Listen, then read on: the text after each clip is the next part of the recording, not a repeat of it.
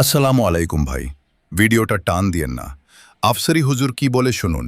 সাতক্ষীরা ৪ আসনের এমপির ভাইরাল ভিডিওটা নিয়ে কি মন্তব্য করলেন, কথাগুলো মনোযোগ দিয়ে শুনে যান, ভালো লাগবে। গাজী নজরুল ইসলাম ভাই সাতক্ষীরার 4 সম্মানিত এমপি, একামতে দিনের অতন্দ্র প্রহরী, কোটি কোটি মুসলমানের কলিজা, তাদের স্বামী স্ত্রীর ভিডিওটা ভাইরাল করে কি শান্তিটা পেলেন। আর মিডিয়া এমন ভাবে লিখতেছে যেন মাস্তি মাস্তি মারতেছে আর কি।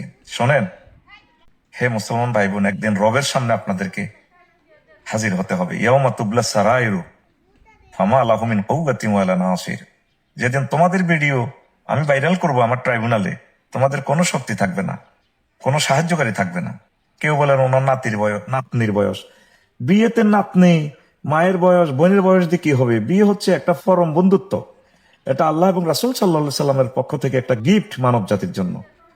এইভাবে বিবাহিত জীবনের এই অন্তরঙ্গ মুহূর্তগুলো ভাইরাল করে প্রতিটা ভালো মানুষও বেপরোয়া হয়ে যাবে। উচিত হচ্ছে আমার গাজী নজরুল ইসলাম ভাই আরো 2টি বিয়ে করা। হালাল জিনিস, এটাতে কোনো শরম নেই।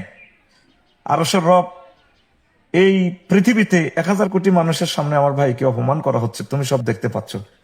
এর উসিলে আমার ভাইয়ের সব গুনাহ খাতা মাফ করে দাও, তাকে হায়াতে তাইয়্যিবা দাও, তার বংশ মর্যাদা কিয়ামত পর্যন্ত তুমি রাখো। তিনি একামতে দিনের অতন্দ্র প্রহরী। আমি তার উজ্জ্বল ভবিষ্যৎ কামনা করি। বিভ্রান্ত হওয়ার কোনো যুক্তিকতা নেই। ভিডিও যেভাবে ভাইরাল হয় হোক, হইতে থাক। এগুলো যারা করতেছ, রবের সামনে একদিন তোমাদেরকে জবাব দিতে হবে। আসসালামু আলাইকুম রহমতুল্লাহি ওয়া বারাকাতুহু।